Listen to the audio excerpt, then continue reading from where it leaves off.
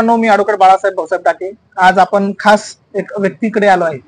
कुठेतरी आज एक ट्रेसचं वातावरण तरुणामध्ये आणि तरुणाईमध्ये दिसत आहे. तर आपलं शिक्षण करत एक थोडं शिक्षण करून कुठेतरी एक आपल्या व्यवसायाला एक नवी चालना देण्यासाठी त्यांना स्वतःचा व्यवसाय सुरू केला आहे.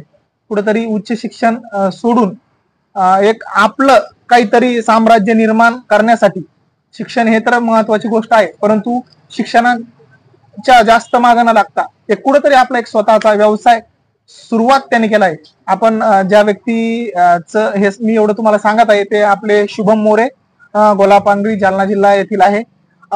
शुभम भाऊ, जसं की आज आपण इथे तुमच्याकडे भेट घेतली, कुठेतरी जे तरुण आहे किंवा जे आमचे प्रेक्षक आहे त्यांना आपला तुम्ही परिचय द्यावा.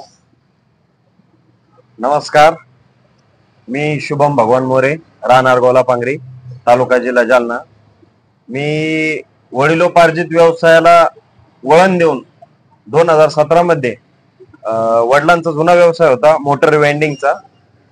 मी त्यात भर घालून मशिनरीचा व्यवसाय चालू केला आणि त्यांना सोबत मदतही करू लागलो व मोटर भरण्याचाही मोटर भरायला पण शिकलो. बरोबर आहे. तर शुभम भाऊ, तुम्ही हे करत असताना ज्यावेळेस शाळा कॉलेज वगैरे तुमचं गाव, तुमची शाळा, तुम्ही कोणी शाळेत शिकलात आणि तुम्हाला हा व्यवसाय का करा वाटला, हाही आमच्या प्रेक्षकांना तुम्ही सांगितलं तर आम्हाला. मी 10वी लोक सरस्वती भुवन प्रशाळा जालनाला शिकलेलो आहे. त्याच्यानंतर 12वीला हिसवनला शिकलो होतो. बरं. त्यानंतर मी काही काळ शिकण्याचा प्रयत्न केला, पण वाटतच नाही की मराठा बांधवांना नोकऱ्या भेटेल म्हणून कुठं काही दिसतच नाही होते. मग वडील व्यवसाय करायचे, त्यांना मदत करायला मी इथं यायचे. मग त्यांना मदत करता करता मला हिची आवड निर्माण व्हायला लागली.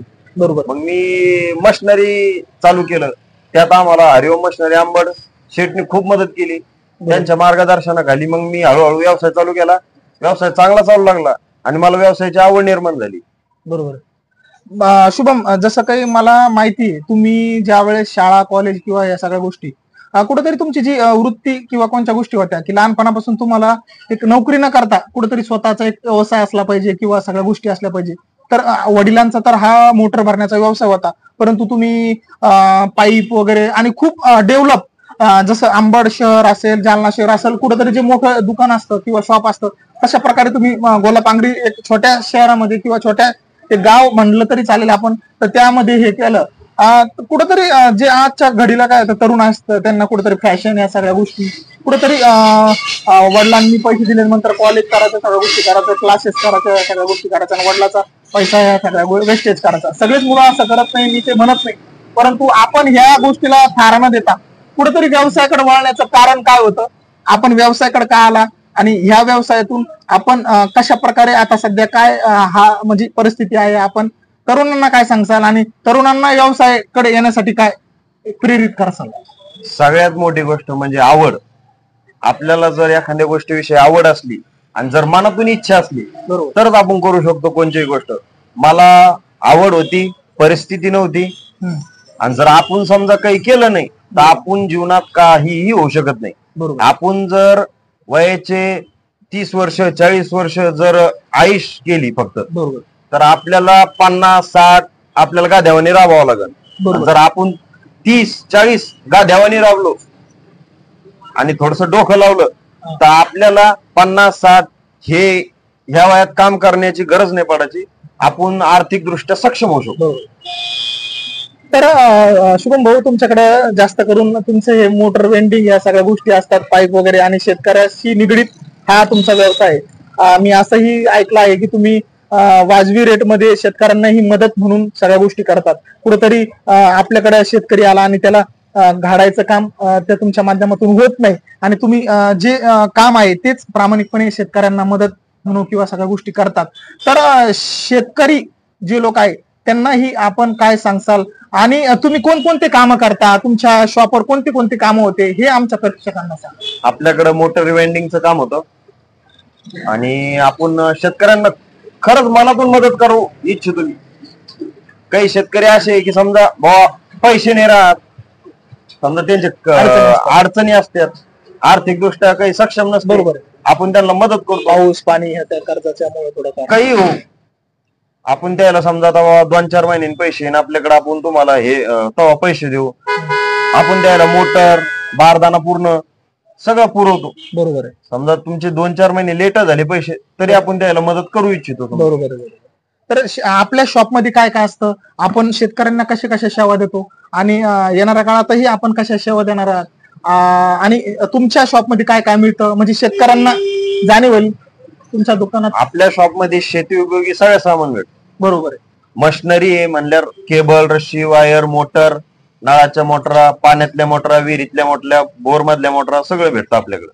बरं, ज्यावेळेस तुम्ही वडिलांचा व्यवसाय होता मोटर भरण्याचा, मग मुलं या सगळ्या गोष्टी की बाबा काय राव ते मोटर भरतो हे करतो कुठंतरी वेगळं केलं पाहिजे, तर ह्या ज्या निगेटिव्हिटी मुलांच्या असतात किंवा बाहेरच्या सगळ्या गोष्टी असतात, मला खूप जण म्हणतो ते की काय तू शिक्षण सोडून इकडे आला, इकडे काय ठेवलेलं आहे. तर 12वी नंतर मी इकडे आलो. मला सगळ्यात जास्त प्रेरणा दिली हरिओम मशिनरीचे मालक नितीन शेठ आंबडवाले. इतकी मदत केली त्यांनी, बरोबर, म्हणजे मी त्यांचा सदैव ऋणी राहीन.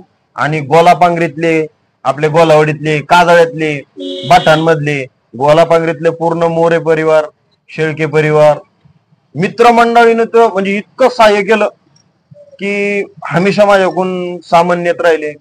बरोबर, त्यांनी सगळ्यात जास्त मदत केली माझी.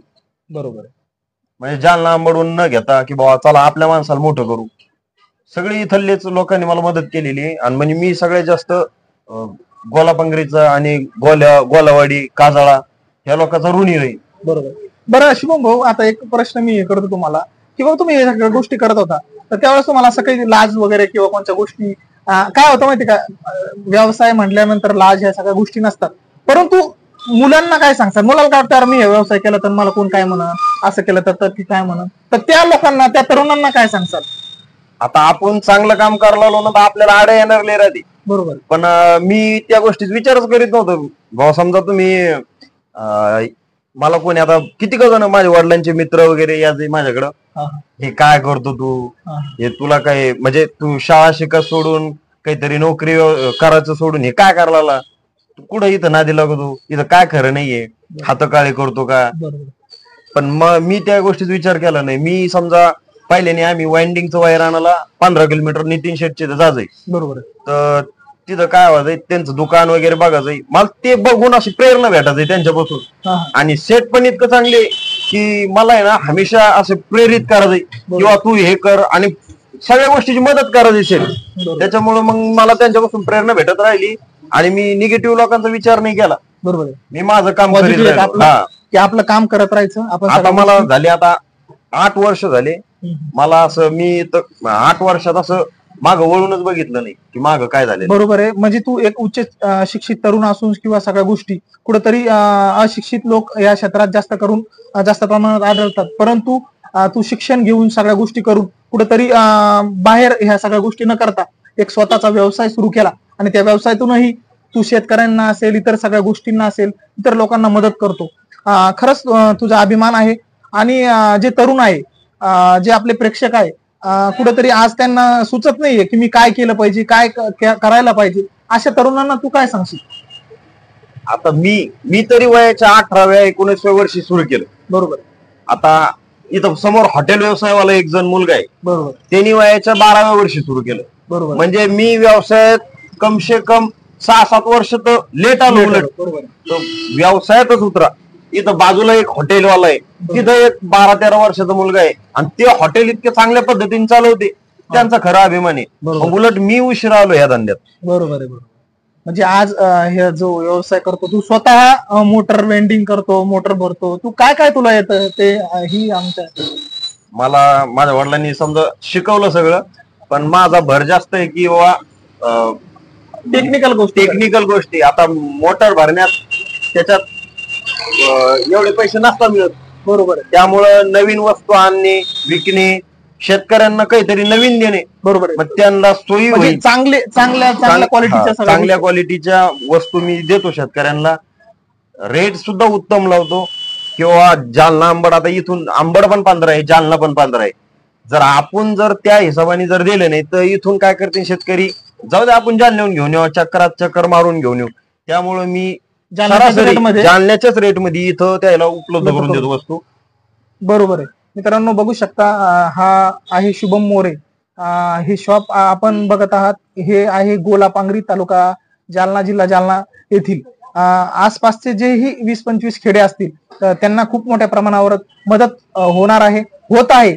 हा व्हिडिओ आपण बघत असाल तर नक्कीच आपण शुभमला भेट दिली पाहिजे. तो कसा काम करतो, त्याच्याकडे वस्तू आणि कुठेतरी आपल्या ग्रामीण भागातील युवकांना आपण एक कुठेतरी संधी दिली पाहिजे. ते कुठेतरी व्यवसायात आले तर त्यांनाही संधीचं आपण सोनं केलं पाहिजे. कारण की काय होतं, आजच्या घडीला तरुण हा कुठेतरी दुसऱ्या वाम मार्गाला जात आहे, परंतु शुभम सारखे असे जे तरुण असतात, जे कुठेतरी एक प्रेरणा देणारे असतात, आम्हालाही प्रेरणा देणारे असतात. आम्ही कुठेतरी काही काम करत असतो, परंतु शुभमचा नेहमी अभिमान वाटतो. किंवा शाळा कॉलेज जालन्यासारख्या शहरात तो शिकलेला आहे, कॉलेज त्याचं झालेलं आहे, उच्च शिक्षित आहे, परंतु खचून न जाता किंवा कोणत्या गोष्टीला हे न करता पुढे अपमान, लाज किंवा शरम किंवा ह्या गोष्टी बाजूला ठेवून कुठेतरी स्वतःचा एक शिक्षण तर माणसाच्या एक अविभाज्य घटक आहे. शिक्षणाशिवाय कोणतीच गोष्ट माणसाला होऊ शकत नाही किंवा मिळू शकत नाही. परंतु शिक्षण करत असताना आपल्या वडिलाला साथ दिली आणि वडिलाचा जो व्यवसाय होता तो एक कुठेतरी मोटर भरणे ह्या सगळ्या गोष्टी होत्या, परंतु त्याला कुठेतरी एक प्रेरणा, एक चालना देण्यासाठी त्यानं सुरुवात केलेलं एक पूर्ण असं शॉप आहे. तुम्ही मागे बघू शकता, त्याच्याकडे सगळं म्हणजे गिरणी असेल, लेडीजच्या सगळ्या गोष्टी असेल, शेतकऱ्यांच्या इतर सगळ्या इलेक्ट्रॉनिक सगळ्या ज्या घरात उपयोगी वस्तू असतात त्याच्याकडे मिळतात. त्याची आपण ही माहिती घेतली.